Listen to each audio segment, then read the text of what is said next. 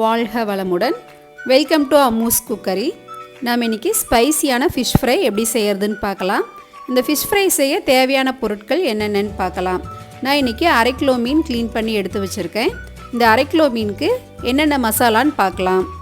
1 துண்டு இஞ்சி, 2 பல் பூண்டு, 1 டேபிள் ஸ்பூன் குழம்பு மிளகாய்த்தூள், 2 டேபிள் ஸ்பூன் காஷ்மீர் மிளகாய்த்தூள்,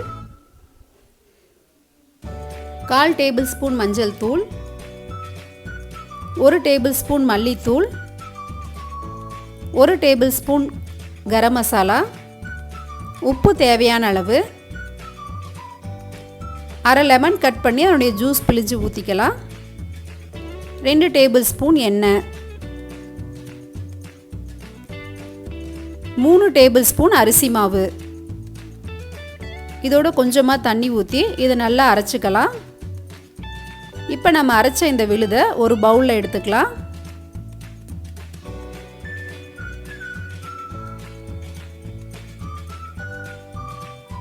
நம்ம க்ளீன் பண்ணி வச்சுருக்க இந்த மீன் துண்டுகளை இந்த மசாலாவில் நல்லா கோட் பண்ணி 1 மணி நேரம் அப்படியே ஊற வச்சிடலாம்.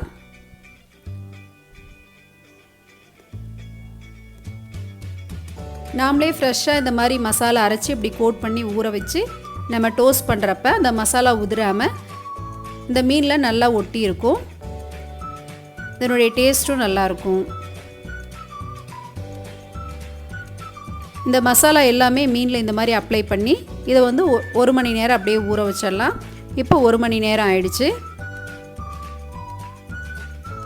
ஒரு பேனில் கொஞ்சமாக எண்ணெய் ஊற்றி எண்ணெய் ஹீட் ஆனதுக்கப்புறம்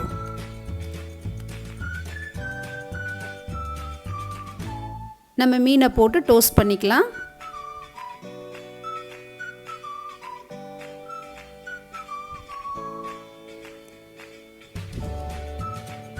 ஸ்டவ் ரொம்ப ஹையில் வைக்க வேண்டாம், மீடியம் ஃப்ளேமில் வச்சு அப்பப்போ திருப்பி போட்டு வேக வச்சுக்கலாம்.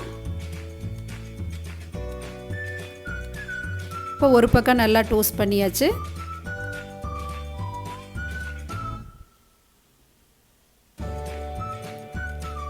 அவ்வளோதான், நல்ல ஸ்பைசியான ஃபிஷ் ஃப்ரை ரெடி ஆகிடுச்சு.